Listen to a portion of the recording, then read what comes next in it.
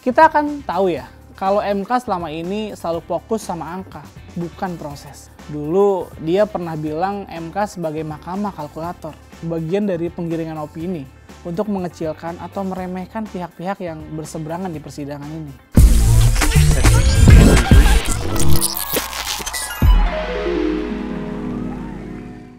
Sindiran kepada MK sebagai mahkamah keluarga akan diuji dalam persidangan sengketa Pilpres kali ini. Masyarakat sempat pesimis sama MK sebagai penjaga konstitusi karena keputusannya yang dinilai cacat etika ketika memutuskan peraturan yang dianggap menguntungkan Gibran. Waktu itu memang ada Anwar Usman yang dijuluki sang paman yang terlihat seperti bermain di balik keputusan yang kotor dan kontroversial itu. Sekarang memang Anwar Usman tidak lagi diperbolehkan ikut menyidangkan sengketa Pilpres. Tapi itu tidak juga menghilangkan rasa pesimis masyarakat kepada MK. Ada suara-suara yang menyuarakan seperti ini. Iya, sang paman memang tidak ikut menyidangkan, tapi bagaimana dengan pengaruhnya? Apakah benar-benar hilang? Itu tentu akan jadi pertanyaan yang akan terjawab melalui putusan MK nantinya.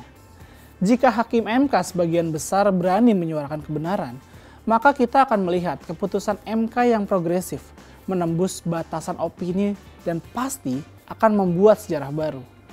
Kita akan tahu ya, kalau MK selama ini selalu fokus sama angka, bukan proses. Sindiran kepada MK pernah diucapkan oleh Yusril Izzah Mahendra. Dulu dia pernah bilang MK sebagai mahkamah kalkulator. Karena MK dulu terlalu fokus pada angka, tidak pada prosesnya. Tapi kali ini kita harapkan MK dengan wajah yang baru.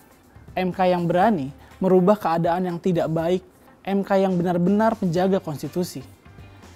Kita tidak bisa berfokus pada angka, karena angka atau hasil yang sudah diumumkan oleh KPU itu adalah hasilnya yang disengketakan. Artinya hasil itu adalah hasil yang dicurigai sebagai hasil sebuah kecurangan. Ibaratnya nih, seseorang yang punya mobil mewah dan uang banyak. Jangan fokus sama mobil mewahnya atau jumlah uangnya. Tapi cari tahu dulu nih, dari mana doi dapat mobil mewah sama uang yang didapat. Kalau ternyata mobil mewah dan uangnya itu didapat dari hasil pencuri, semewah apapun mobilnya dan sebanyak apapun uangnya, tetaplah itu bukan sesuatu yang sah untuk dimiliki. Karena ada pihak yang dirugikan atas kepemilikan mobil mewah dan uang tersebut.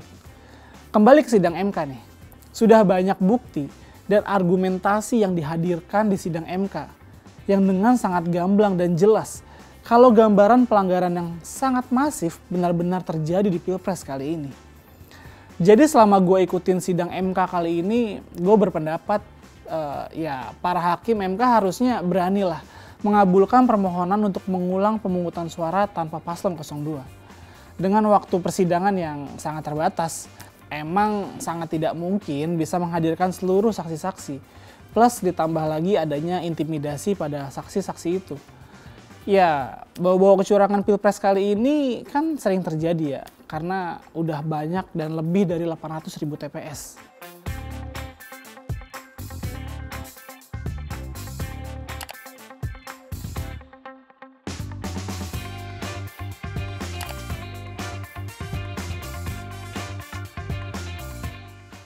Kalau mau clear ya, harusnya tiap saksi dari masing-masing TPS dihadirkan.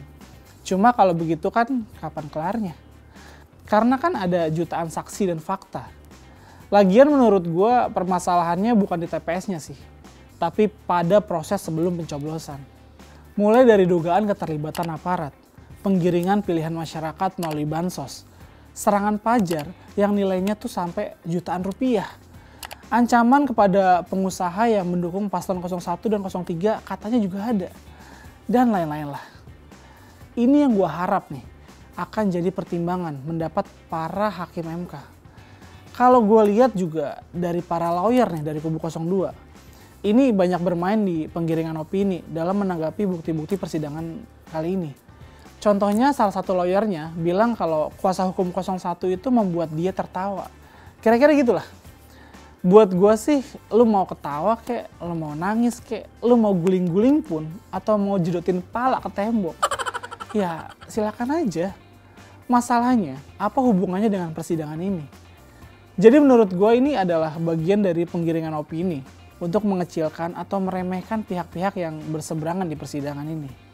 Terakhir nih, gue percaya kalau hakim-hakim MK itu adalah orang-orang yang mempunyai ilmu yang sangat luas. Sebagian besar dari mereka itu gelarnya profesor. Jadi sisi keilmuannya tidak mungkin bisa diragukan lagi lah. Cuma apakah mereka punya nyali? Apakah mereka punya integritas?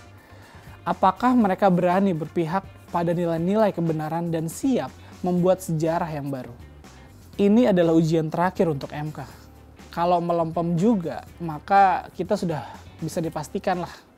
Kalau demokrasi ke depan akan menjadi demokrasi keuangan dan kekuasaan, lo mau jadi pemimpin nggak perlu punya ideologi dan integritas. Yang penting lo punya uang yang punya dukungan kekuasaan. Stop it. Mau seperti itukah landasan kita berdemokrasi dalam bernegara? Semua itu tergantung pada yang mulia para hakim-hakim MK. Oke, sekian dulu dari gue Iwan Chan. Sampai jumpa di channel talk berikutnya. Bye.